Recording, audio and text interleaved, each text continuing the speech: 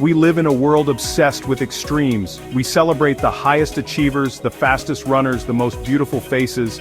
But what about the rest of us? What about the vast majority who fall somewhere in the middle?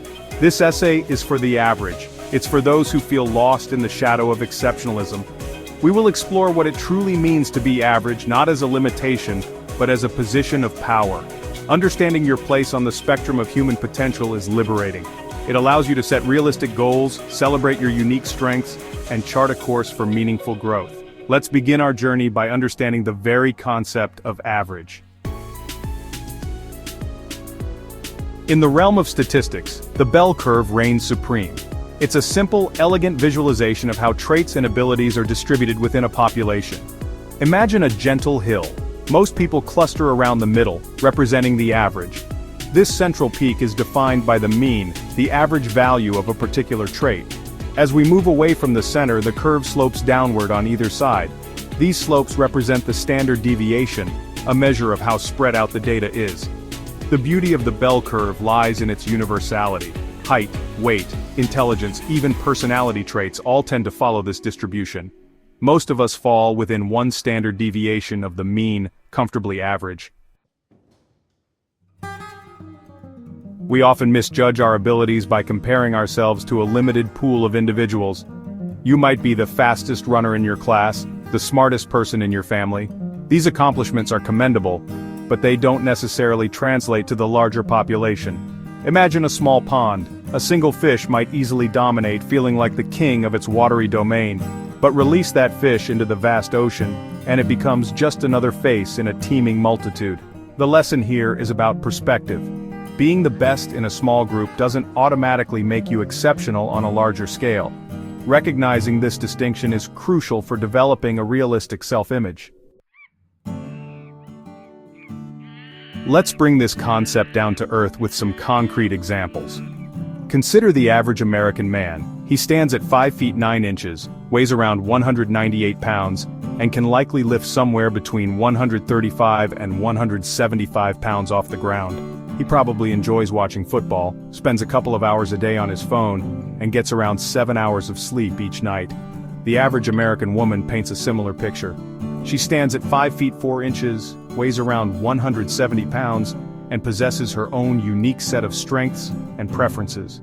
She might enjoy reading, spending time with friends, or pursuing creative hobbies. These descriptions are not meant to be limiting or stereotypical. They simply illustrate the point that average encompasses a wide range of individuals with diverse interests, abilities, and lifestyles. Now let's venture to the far ends of the bell curve, 2 standard deviations away from the mean. This is where we find the truly exceptional, those who deviate significantly from the norm. In terms of physical strength, a man at 2 standard deviations above average can deadlift over 600 pounds. This level of strength is rare, and often achieved through dedicated training and genetics. In the realm of intelligence, an IQ of 130 places an individual in the top 2% of the population. This level of cognitive ability can lead to significant achievements in academia, research, and other intellectually demanding fields. It's important to note that being 2 standard deviations above average in any trait is statistically uncommon. These individuals are outliers, not the norm.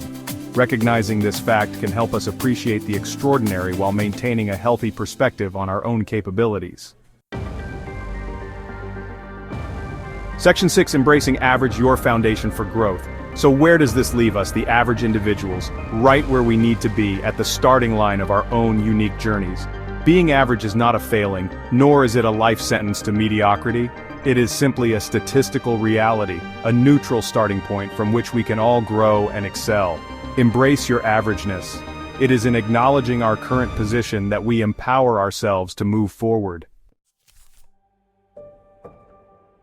Section 7: The Dunning-Kruger Effect. A Cautionary Tale. Before we embark on our journeys of self-improvement, a word of caution. The Dunning-Kruger effect, a cognitive bias, describes a fascinating phenomenon. Incompetent people often overestimate their own abilities. In other words, the less you know, the more likely you are to believe you're an expert. This effect highlights the importance of humility and self-awareness. Before you can improve, you must first accurately assess your current abilities. Be open to feedback, seek out objective measures, and be willing to adjust your self-perception based on evidence. Section 8. Your journey to self-awareness and beyond. With a clear understanding of your average starting point and a healthy dose of humility, you can begin charting a course for personal growth. Identify your areas of interest and passion. Are you drawn to creative pursuits, physical challenges, intellectual exploration? Once you've identified your goals, break them down into smaller, manageable steps. Consistency and dedication are key. Celebrate your progress along the way, no matter how small. Remember, you don't need to be exceptional to lead a fulfilling and meaningful life. Find joy in the process of learning, growing, and becoming the best version of yourself, whatever that may look like. Section 9. Celebrate the average, strive for more. In the grand tapestry of humanity, we are all threads, some brighter, some more subdued. But it is the collective whole, the average and the exceptional, that creates the richness and beauty of our shared existence. Celebrate your averageness. It connects you to the vast majority of humanity. It is a testament to the normalcy of your struggles and triumphs. And if you choose to strive for more, to push beyond the boundaries of average, do so with humility, knowing that true fulfillment comes not from external validation, but from the journey of self-discovery and growth itself.